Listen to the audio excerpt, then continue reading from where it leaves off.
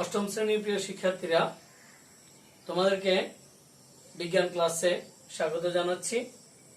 আশা করছি সবাই স্বাস্থ্যবিধি মেনে সুস্থ আছো, ভালো আছো। আমরা জানি এবং তোমরাও ইতিমধ্যে সপ্তম শ্রেণীতে জেনেছো যে সকল পদার্থই ক্ষুদ্র ক্ষুদ্র কণা দ্বারা গঠিত এবং এই ক্ষুদ্রতর কণাগুলো দুই ভাগে বিভক্ত। একটা ক্ষুদ্রতর কণার নাম পরমাণু আর একটা ক্ষুদ্রতর কণার নাম অণু। এবং এই পরমাণুগুলো যুক্ত হয়ে অণু তৈরি করে। এই ক্ষুদ্রতর যে কণা, সেই কণাগুলো নিয়ে বিভিন্ন বিজ্ঞানী এবং দার্শনিকরা বিভিন্ন সময়ে মতবাদ দিয়েছেন, যাকে আমরা বলি পদার্থের বা পরমাণুর ক্রমবিকাশ। আসো আজকে আমরা তোমাদেরকে এই পরমাণুর ক্রমবিকাশ এবং পরমাণুর গঠন সম্পর্কে আলোচনা করব।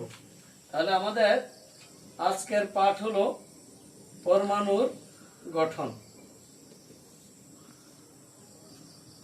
তাহলে পরমাণু গঠন আলোচনায় প্রথমে পরমাণু সম্পর্কে বিভিন্ন বিজ্ঞানী এবং দার্শনিকগণ যে মতবাদ দিয়েছেন সেগুলো আমরা একটু আলোচনা করব।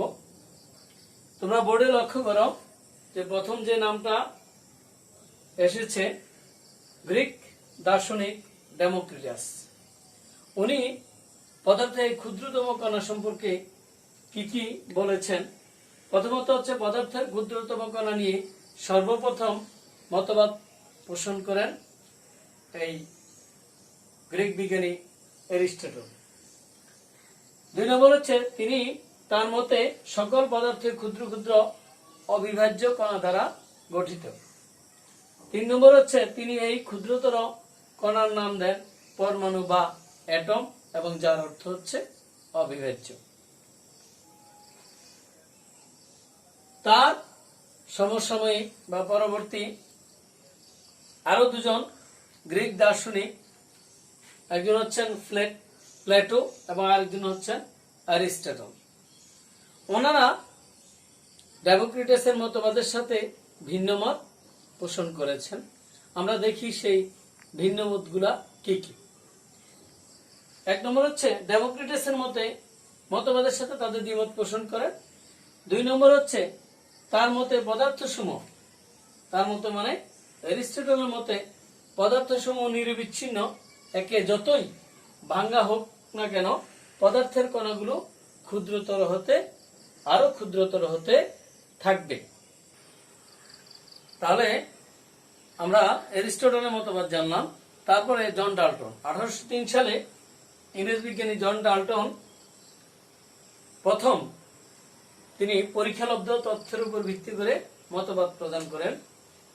তো তার মতবাদগুলো এখানে আমরা বোর্ডে লিখেছি। পরমাণু হলো মৌলিক পদার্থের ক্ষুদ্রতম কণা এবং একে আর ভাঙ্গা যায় না। তাহলে আমরা কি দেখলাম যে অ্যারিস্টটল বললেন যে পরমাণু যত খুশি ভাঙ্গা যাবে, কিন্তু ডাল্টনের মতবাদে দেখা গেল পরমাণু ভাঙ্গা যায় না। সুতরাং এখানে দেখা গেল যে ডাল্টনের মতবাদটা গ্রহণ করার সাথে সাথেই অ্যারিস্টটলের মতবাদ পরিত্যক্ত হয়ে যায়। কিন্তু আসলে পরমাণু কি বিভাজ্য নাকি অবিভাজ্য? আমরা পরবর্তীতে দেখেছি যে বিজ্ঞানী রাদারফোর্ড এবং বিজ্ঞানী বোর পরীক্ষালব্ধ বিভিন্ন তথ্যের ভিত্তিতে প্রমাণ করেন যে পরমাণুকে ভাঙলে ইলেকট্রন, প্রোটন এবং নিউট্রন পাওয়া যায়। তাহলে আসো যে যদি পরমাণুকে ভাঙলে ইলেকট্রন, প্রোটন এবং নিউট্রন পাওয়া যায়, তাহলে আমরা বিজ্ঞানী রাদারফোর্ডের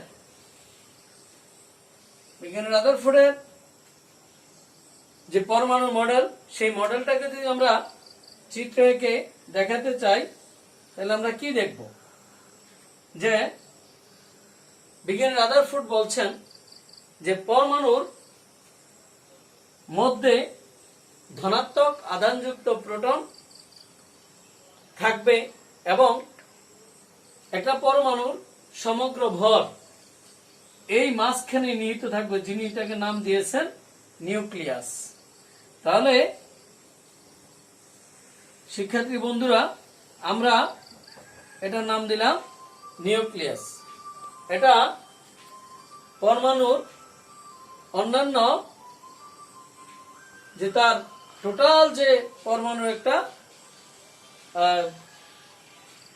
আকার, সেই আকারের তুলনায় নিউক্লিয়াসের আকারটা অত্যন্ত ছোট,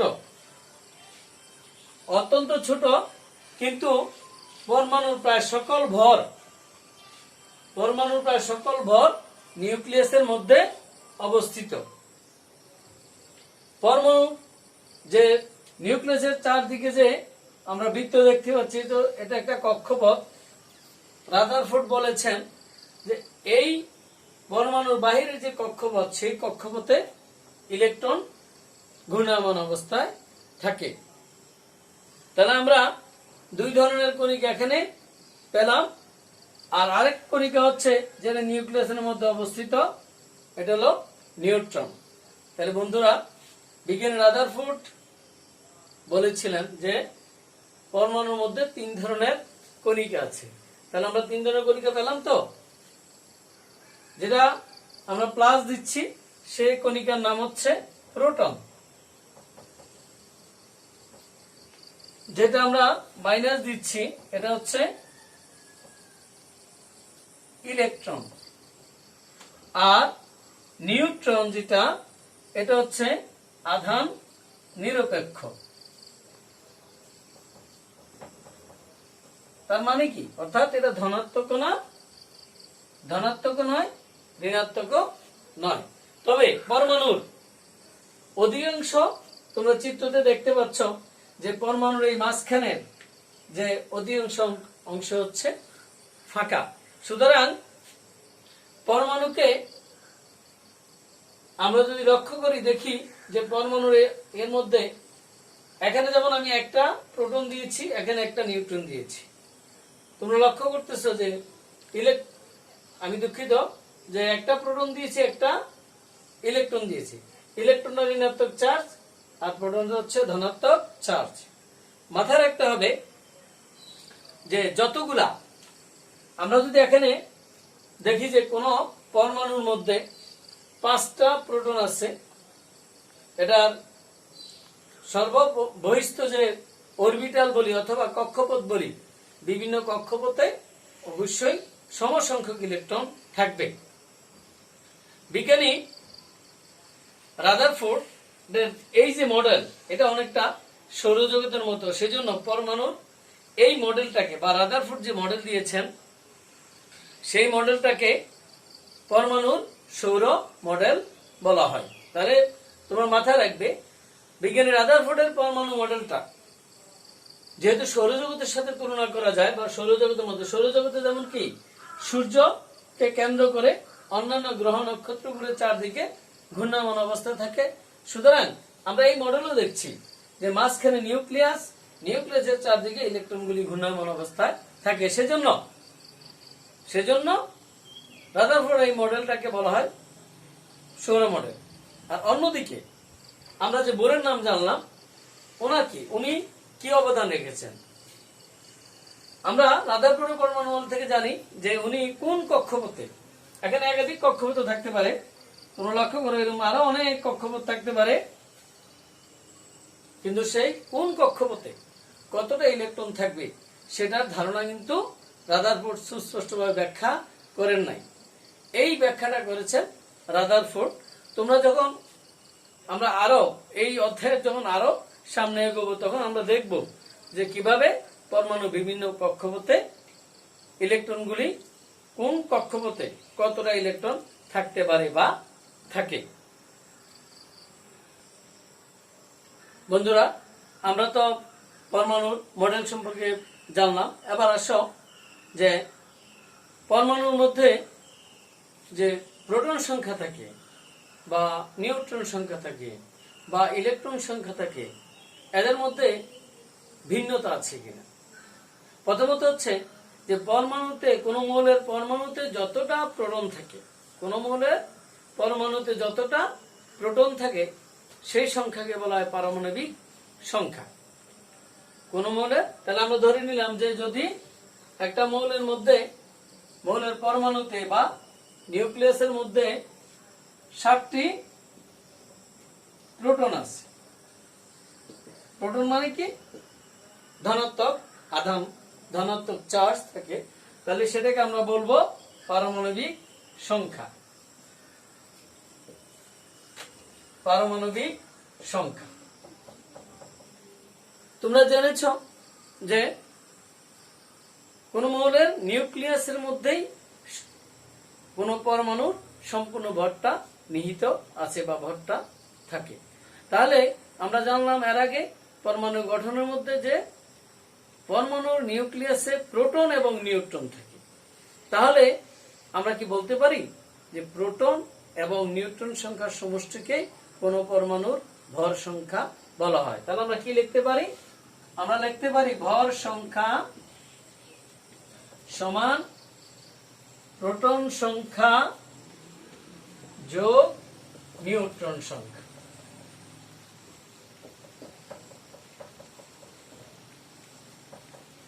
প্রোটন সংখ্যা যোগ নিউট্রন সংখ্যা।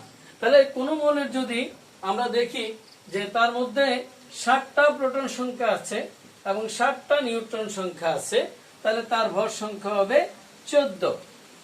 আবার যদি মনে করলাম যে না, তার কোন মৌলের পরমাণুর মধ্যে কি আছে, 60টা প্রোটন সংখ্যা আছে, 6টা নিউট্রন সংখ্যা আছে, সেক্ষেত্রে তার ভর সংখ্যা হবে 13। তো সুতরাং আমরা কি দেখতে পাচ্ছি যে ভর সংখ্যা মানে হচ্ছে প্রোটন সংখ্যা এবং নিউট্রন সংখ্যা কি যোগফল। এবার আসো, তাহলে আমরা কি বলতে পারি কিনা যে একটা মৌলের বা একটা মৌলিক পদার্থের একাধিক ভর সংখ্যা বিশিষ্ট কোন নিউক্লিয়াস কি থাকতে পারে? হ্যাঁ বন্ধুরা, থাকতে পারে। কারণ কোন মৌলের প্রোটন সংখ্যা ঠিক আছে, প্রোটন সংখ্যা সেম, কিন্তু যদি নিউট্রন সংখ্যা ভিন্ন হয় তাহলে সেক্ষেত্রে কিন্তু তার ভর সংখ্যা ভিন্ন হয়ে যাবে। তোমাদেরকে এই ক্ষেত্রে চমৎকার উদাহরণ দিতে পারি যে তোমাদের মনে করো 3 ভাই বোন আছে, তাই না? তো তোমাদের 3 ভাই বোনের মধ্যে যে উভয়ের মাতা পিতা এক, মানে একই মা বাবার সন্তান, তাহলে 3 ভাই বোন, দেখো সবাই যদি মনে করি সবার একটা করে মাথা আছে, মাথা সমান, প্রোটন সংখ্যা সমান, বাট তোমাদের কি যদি ভরের কথা চিন্তা করো, মানে তোমাদের ওজন বা ভর যেটাই বলি, কারণ ওজন আর ভরের মধ্যে পার্থক্য আছে, আমরা পরবর্তী অধ্যায়ে আলোচনা করব। তা সেক্ষেত্রে কি হলো তোমাদের, সেক্ষেত্রে দেখা যাচ্ছে সবার কিন্তু ভর সমান না। তাহলে কি বলতে পারি যে একই মা বাবার সন্তান, তোমরা ভাই বোনরা পরস্পরের কি বলতে পারি, পরস্পরের আইসোটোপ। তাহলে আমরা কি বলতে পারি যে কোন মৌলের যদি একাধিক পরমাণুর প্রোটন সংখ্যা সমান হয় কিন্তু তার ভর সংখ্যা যদি ভিন্ন হয়, তাহলে ওই মৌলের যে পরমাণুগুলা এদেরকে পরস্পরের আইসোটোপ বলা হয়। এখন আমরা একটা উদাহরণে যাই, যেমন হাইড্রোজেনের 3টা আইসোটোপ, হাইড্রোজেন, ডিউটেরিয়াম এবং ট্রিটিয়াম। দেখো যে হাইড্রোজেন হলো একটা প্রোটন সংখ্যা, আমরা নিউট্রনকে যদি ধরি এবং যদি ভর সংখ্যা বলি তাহলে 1। ডিউটেরিয়াম তার প্রোটন সংখ্যা 1, নিউট্রন সংখ্যা 1, তাহলে তার ভর সংখ্যা হচ্ছে 2। এবং ট্রিটিয়াম, আমরা ট্রিটিয়ামের ক্ষেত্রে কি পাবো, প্রোটন সংখ্যা 1 কিন্তু নিউট্রন সংখ্যা 2, সুতরাং ভর সংখ্যা হচ্ছে 3। বন্ধুরা লক্ষ্য করো এখানে যে সবার কি প্রোটন সংখ্যা 1 সেম, প্রোটনের সংখ্যা 1 মানে কি একই সংখ্যা এটা।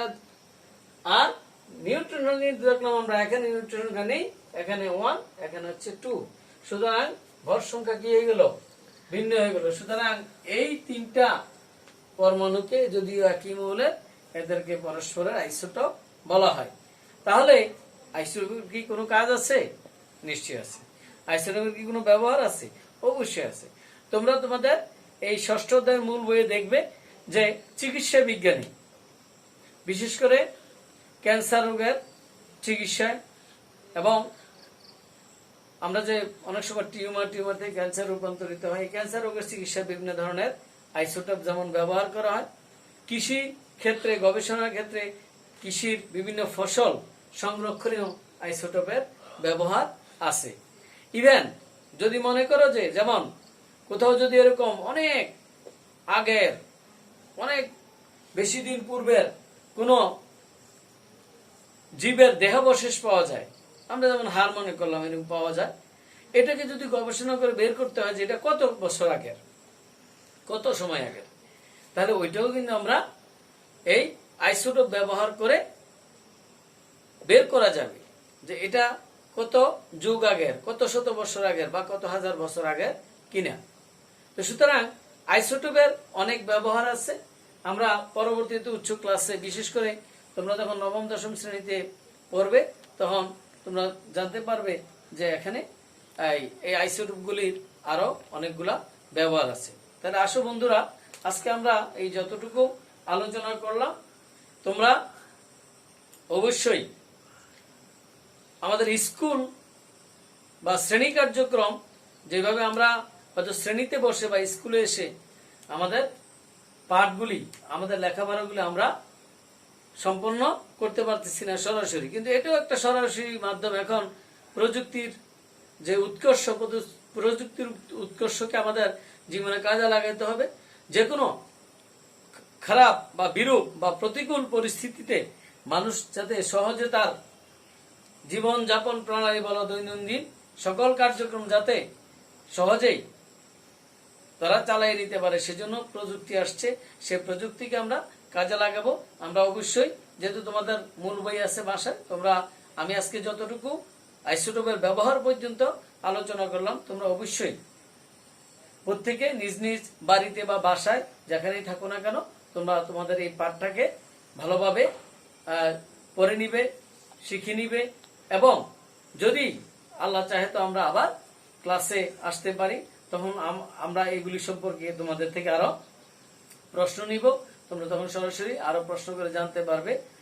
সেই অবধি তোমরা অপেক্ষায় থাকো, আমরা যাতে আমাদের এই মহামারী থেকে পরিত্রাণ পেতে পারি, সেজন্য সবাইকে সার্বিকভাবে সচেতন থাকতে হবে। ভয় নয়, সচেতনতায় জয়। ভালো থাকবে সবাইকে। আবারও ধন্যবাদ জানিয়ে আজকের ক্লাস এখানেই শেষ করলাম। আল্লাহ হাফেজ, ভালো থাকবে।